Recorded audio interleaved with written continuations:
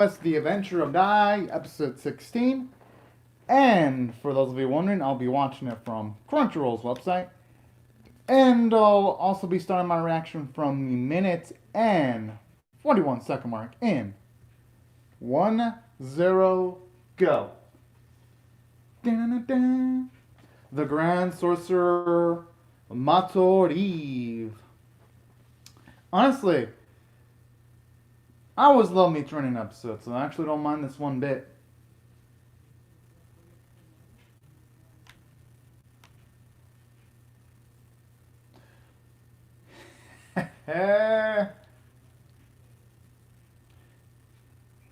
Although looking at Matoriv's character design, though, he seems like a hard ass. I would not be shocked if... Is he gonna try to actually grab the melons? And he's gonna be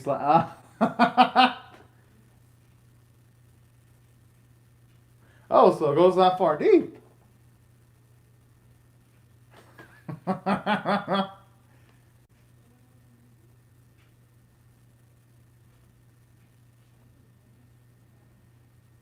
Oh, we got a... Okay. Damn, that's actually pretty damn badass. So in a way, Matoriv pretty much played the role... Pretty much played the role that Mam's currently playing in Dai's group then. Oh, this dude! Oh, yeah. Don't blame for him trying to shoot a shot.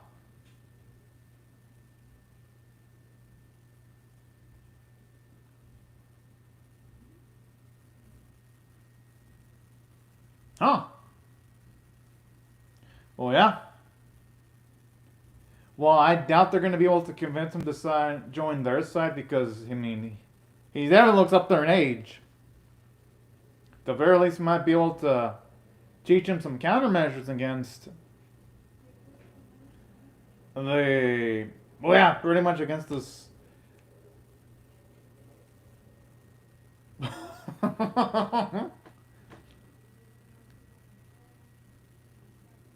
Damn!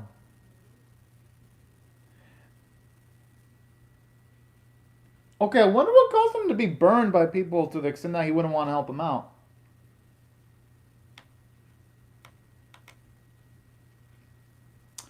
Okay, that's actually pretty reasonable.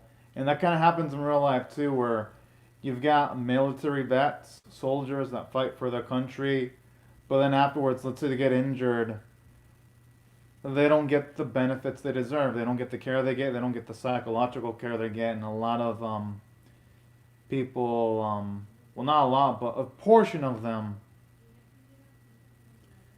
struggle to make ends meet, at least the ones that are injured, or that have terrible psychological experiences. So I could actually see where he's coming from there.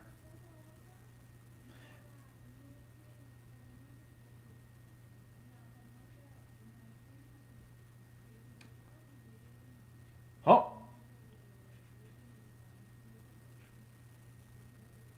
That is true, and Dai is one of the few people. I hope that look actually convince... Yep! It's gonna convince them. It's gonna... Hopefully that at least turn...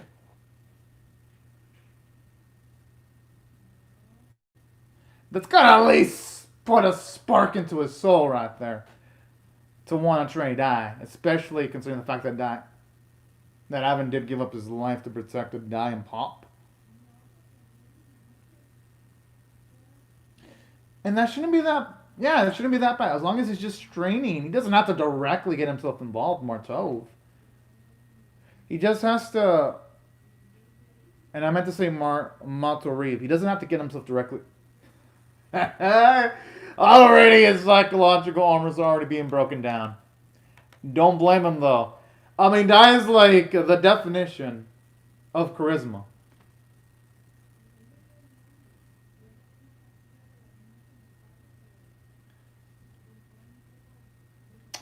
Okay, at least they explain the consequences of using dark magic. Because in most animes, when characters utilize dark magic, it's like there's no fucking punishment. It's like, oh yeah, I can use dark magic. There's no penalties, nothing. I like how in this there's at least Even though there doesn't seem to be any physical damage that Blizzard's going to be using in regards to him utilizing dark magic, at the very least, there's a social penalty. So I do kind of like that. It's something. So I like how Dragon Quest is handling that subject over other animes that handle similar subjects. Whoa, whoa! What the Okay, I'm going to feel sorry for Pop now.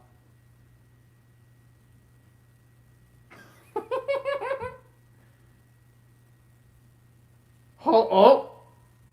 Yeah, you never know. That's special. Why is he having that evil chuckle? I hope, Pop, if things get rough, he's got a will ready.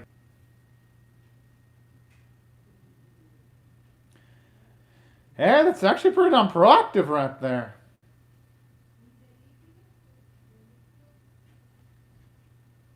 And because at least here, they're giving us rationale as to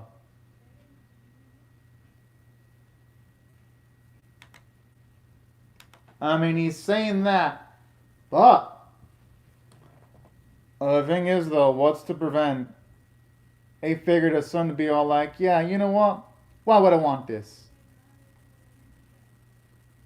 You know?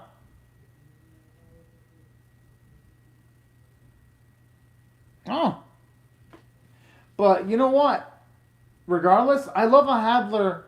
He ain't gonna be waiting on his ass to be like, yeah, let me just wait for Dai and its forces to get exponentially stronger. No. I like how he's trying to make plans. Dirty plans to be utilizing multiple forces to take up the divided forces of Dai and the other heroes. So that they can actually take victory. I love that kind of shit. And so many fantasy animes.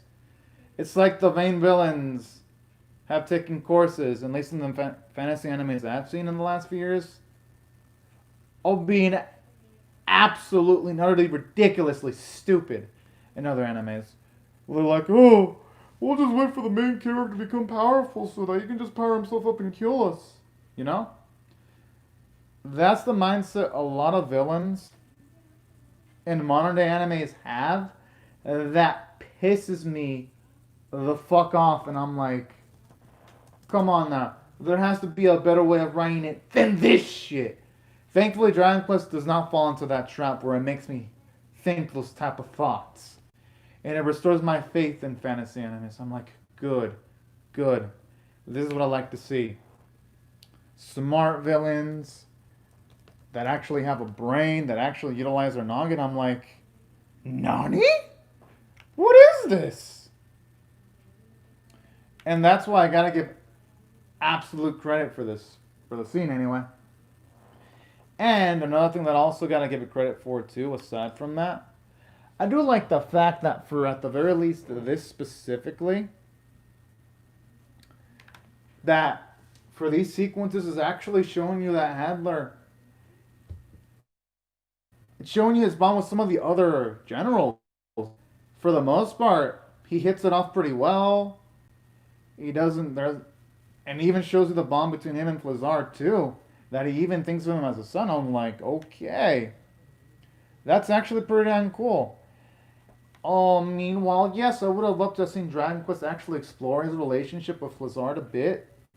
Because, don't get me wrong, hearing that they have a relationship is good, because it shows you there's some connection. But I think showing you like an on-screen connection would be better, you know? Just to have more of a showing approach instead of just telling us the approach.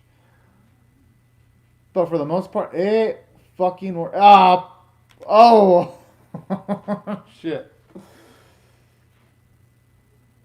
Oh, Pop. This looks like it'd be the end of our poor boy. I mean, seriously. Jeez. He's gonna have a hernia after all this training.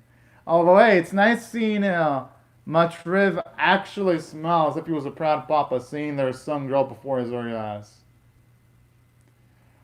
I'd be lying if I said that I didn't put a smile to my face.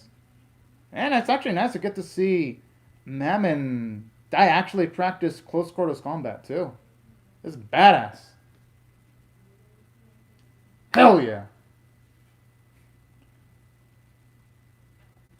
That's true, considering if Lazar does use flame and ice abilities, he could actually affect the visibility of Dai, because with flames you can make a super powerful flaring light that reduces your visibility, or snow you can make a kind of like an ice block, so I love that. Well, yeah, naturally. And I love how that just further motivates Mem even more. I actually like that kind of chemistry being built up between both of them. This is nice.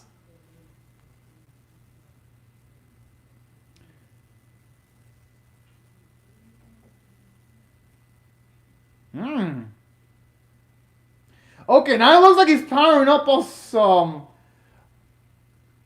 all Dragon Ball style. That looks like the same aura that a human would use when they power up like Tien or Yamcha or Gohan when he's in like his mystic form. I mean, but the 100-year-old man has more experience though. I wouldn't say it's such a embarrassment to be owned by someone with that kind of experience, a master over magic.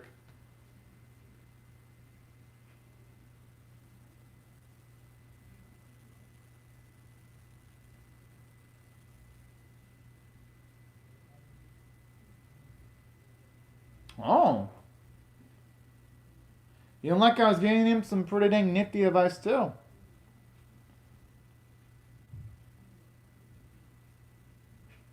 No, it would be useful because if he needs... Yeah, Zoom would actually have a lot of applications. Yeah, because he can get to his companions a lot more quickly if he can use Zoom. His anger towards Pop right now is... Yeah, that's a good point.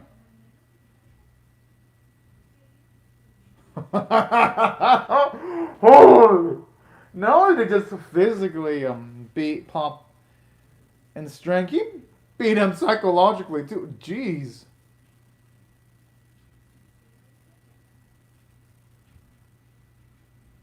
Now learn, boy. Die. It's called tough love, man. You got no choice but to deal with it.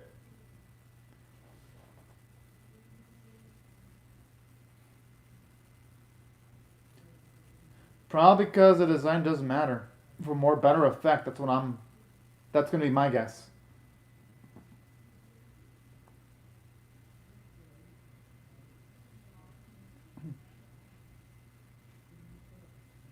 Oh!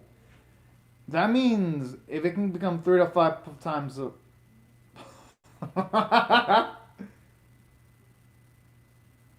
I think he's trolling. Whoa, what?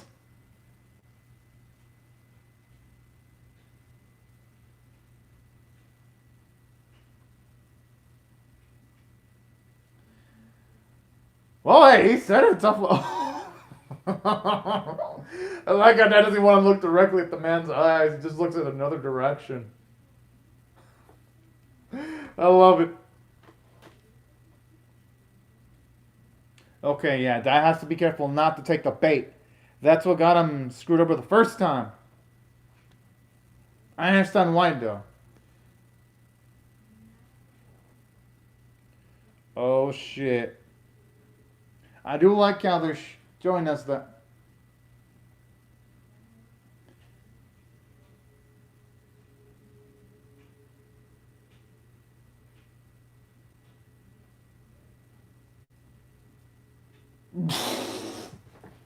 I mean, he's getting better. No, that is something he is wrong about. Pop is not dragging anyone down.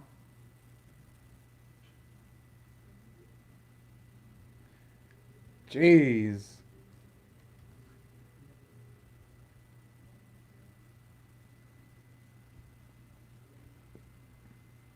Alright, good. Because if they attack right now, they won't have to worry about potentially Hadler's forces. It's actually pretty dang smart.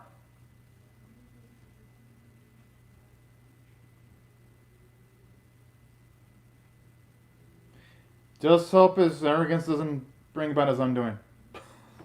I like how even Goma Jones having doubts in that man, too. Wouldn't blame him having doubts, though.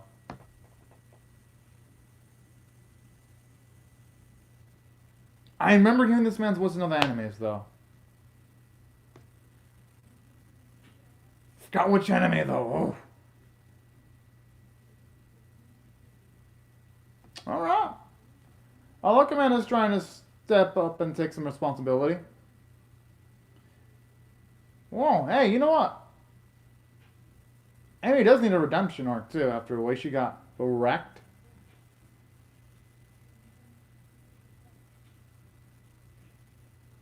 They kind of have to. They are the heroes.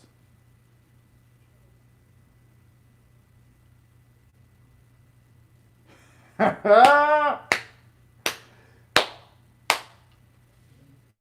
I love that friendship bond right there.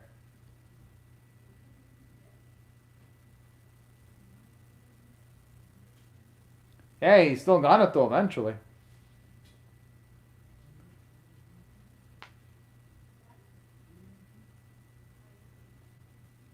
I love that smile. Looking like a papa proud of their son for accomplishing something epic.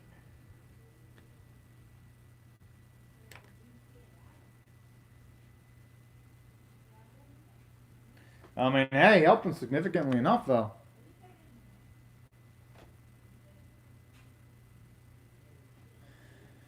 Hey, that's about as much as they need, though, at the very least.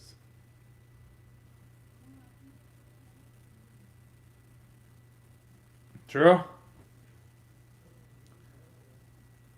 Because if they don't win and they all end up dying, then it's going to probably make Maturo feel bad. Oh. Okay, I love that gutsiness. Oh.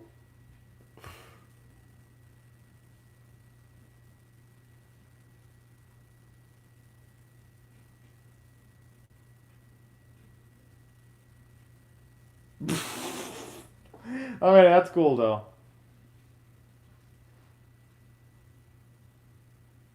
I mean, Gomacho can do whatever the fuck he wants, though. I mean, he's proven himself useful, and at worst... Oh. Damn, at least give him a heads up if you're gonna push the boat like that. Oh.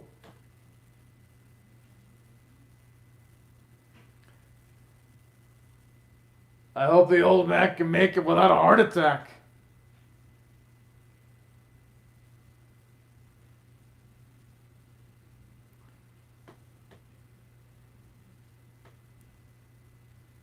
Oh. I'm actually absolutely brilliant. And I'm being sarcastic about that.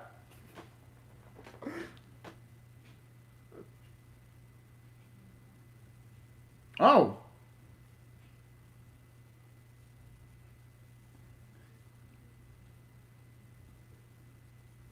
I mean, I'm surprised he allowed Dai to do that. I would have, if I were Papa, to use it, considering he's like the more proficient magical user of the group. I mean, hey, he got them there. I mean, yeah, they have some bruises.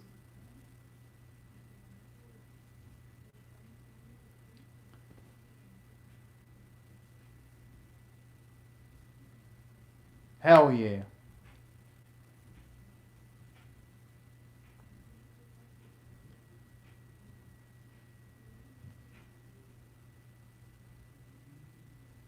Gomacho looks like he's ready to kill with that face. I'm like, jeez.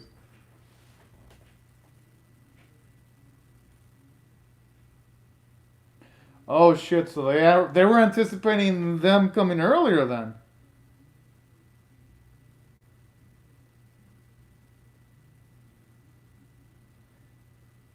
I mean, hey, at least they're only sending the soldiers though. They're not sending their main fighters, because that's what I would have done if I were general. I'd be like, fuck this shit. I'm gonna try to lop off a Dai's party instantly. I would not be playing around. But I understand though, it's beneath them because of their strength levels.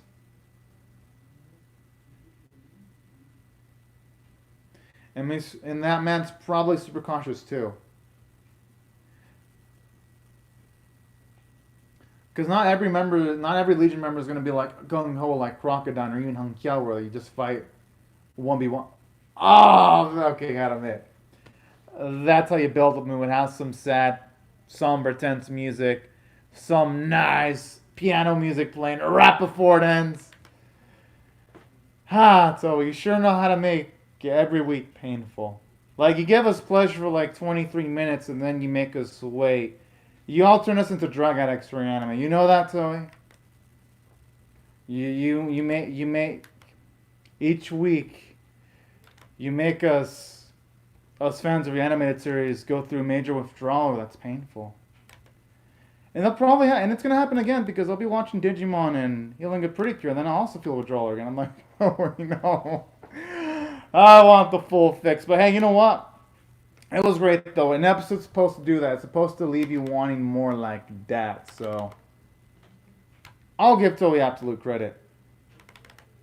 And you know what? I'm gonna rate this one straight up an 8 out of 10 for a build-up episode that wasn't action-packed. It did great because this season I'm seeing so many animes that have their practice sequences that skip them, that rush through them, that have still shots, and I'm like, oh, 2021, can you not give me a good training sequence? Thankfully, Dragon Quest and SK the Infinity, those are like the only... Oh, okay, now it's back. Oh, yeah, kicking... Oh, whoa, Pop is looking like he's gonna... Oh no, the Legion members are gonna fight. Okay, color me shocked.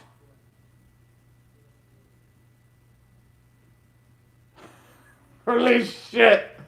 Okay, I take back what I said. The antagonists in Dragon Quest, the Adventure of Dai, they're smart badasses. They're not fucking stupid. Wow. A fantasy anime where the main villains actually try to take the initiative and they don't try to hide behind their soldiers to win a fight? No, that feels so rare nowadays. Because I know Dragon Quest The Adventure of Dai is based off of a classic retro manga.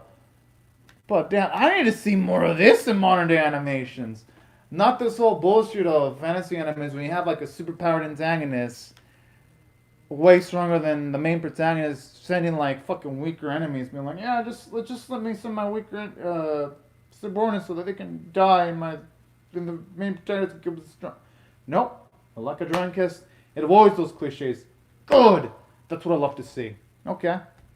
You know what? I'm gonna bump it up to an 8.25 out of 10. That preview gave me confidence. Because some animes, when they show off the previews, they make me lose confidence in them. I'm like, why the fuck do you have such a bad preview? This series is like, nah, it's the opposite. The preview absolutely increases my confidence in the series. Exponentially more than I could have imagined. So,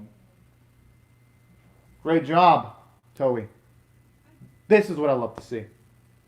Now, aside from that though, something else that I really love about this episode, aside from Hadler and his allies trying to make legitimately good plans against Dai and his forces, I like how from the story standpoint, the training felt legit. You see Pop work for his strength, train up his stamina, train with the magic. That's the type of stuff I love to see. And Dai too, I liked how he wasn't even ignored. Trying to work off of different senses, that's actually pretty darn cool. Because for one, that type of training right there, when you train up your other senses, it can apply to anything. And that's the type of things I like. Because there's some anime where the training is lazy, where some training in some other animes involve sitting on a couch and eating stuff and that's considered training. And I'm like, modern day anime, I'm like, Thankfully, this series doesn't do that. Oh, and something else I appreciate too. The reason why I appreciate animation during the training sequences is because I'm watching some animes like freaking Adelaide Pride, where they have training sequences and they're done with a bunch of stills, or even wave surfing, where again, training sequences, oh, a bunch of stills or terrible CGI that makes your eyes bleed. That's why I appreciate what Dragon Quest does, because I'm currently watching everything and seeing a series actually try. It just makes me smile. I'm like, yes, this is what I want to see. Effort, not lazy half-ass bullshit. And that's why I thought the script was fantastic, because every scene was engaging. And aside from the scenes being engaging, something else I liked from a story standpoint, just like almost the father-son like vibe that Matrib has with Pop, how he actually looks like a stern father when he's training him sometimes, where he needs to give him a tough push in the ass for Pop to do anything. Oh, hello, Dragon Zord322. Really? It's stuffed? Huh. I mean, I guess I can understand the reason for why it's stuffed, but I liked it though. Because I'm currently seeing a lot of anime. No, I'm pretty much watching all the non-sequel, non-spin-off animes. Dragon Zord 322. I'm reacting to everything. And this series handles training way better than some of the stuff I'm seeing. Like Dragon Quest, even if it's stuff training wrecks most of the stuff I'm seeing this season. Hell, it even wrecks the training sequences in Toei's Healing Good Pretty Cure. Because that's another Toei anime, Healing Good Pretty Cure right now. I like that series, but my lord, that series fails in training sequences. Sometimes you have like stills, or they just have it in like a minute. I like how this series, they gave us an episode. But yeah, I understand though. They probably could have expanded the training by like 2 days though. So I see your perspective, Dragon Zord 322, and yeah, you're right. You're right. It does feel a bit stuffed. But I liked it though. I felt entertained. But yeah, looking at it, yeah, this could have probably benefited from 2 episodes for sure. But regardless, it was fun. I enjoyed it. But you're right, Dragon Zord 322. I see your perspective on that. But you know what else I liked though about this episode aside from the script? I liked the character development from Pop. I always loved seeing him go through major adversity, trying hard, being pushed to his limits, to the point where he's not comfortable. I like this because we're seeing him become even more manly. Because just to be able to go, he's already brave. But we never really see him put this much sweat. We never see him put in the spot where he's forced to do things he normally wouldn't be capable of. And that's what I like too about this episode. Just seeing Pop challenged, learn, get through adversity, and become a better man for that. That's what I love too. And that's why I thought the character development for him was amazing. And same with Dai, where it's definitely implying that he definitely has a romantic crush on Leonia. Because the way he's reacting, I'm like, holy cow. This is what I like to see. Just all the emotions through the episode. And oh, true. That is actually true. Okay. No, it's all good, Dragon Zord, Zord 322. That stuff happens when it comes to like commenting, you know. But yeah, you're right. A lot of things for like a single day of training, they did a lot, and they didn't even feel rushed either because they gave time for everyone. They gave time for Dai, they gave time for Mam, they gave time for Pop. That's the thing I liked the most too about the training sequences. They made sure everyone had something to do. And the bond that Matriv developed with Pop, that really felt legitimate right there.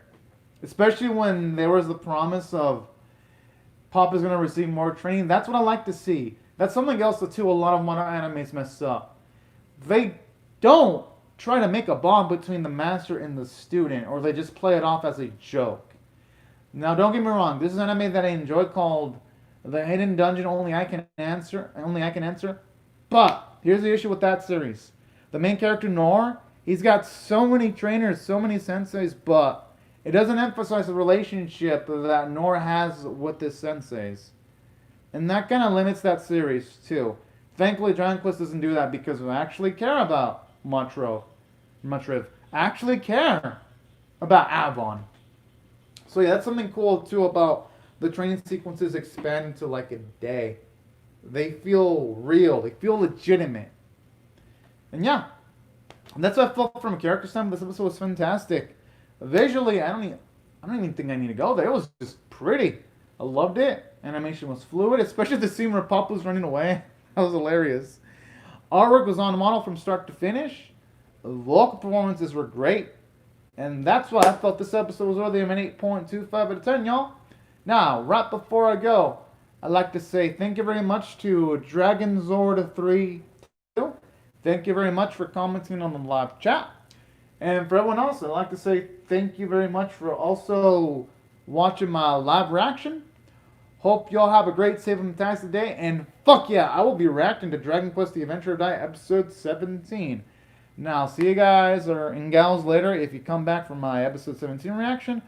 Or if you come back from my other reactions. Because in a few minutes, I will be reacting to Idols episode 3. For those of you curious. But anyways, thank you all so much for watching, y'all. And have a safe, great, and fantastic day, everyone. And hopefully a day filled with fun. Bye-bye. Oh, I almost got the... Oh, okay, good. Good thing I noticed your messages. Thank you very much, DragonZord322. Thank you very much. For sure. And also, thank you very much, Juan Arimas. And hope you also have a great, safe, and fantastic day too, Juan Arimas. And also, thank you again, DragonZord322. Later, everyone.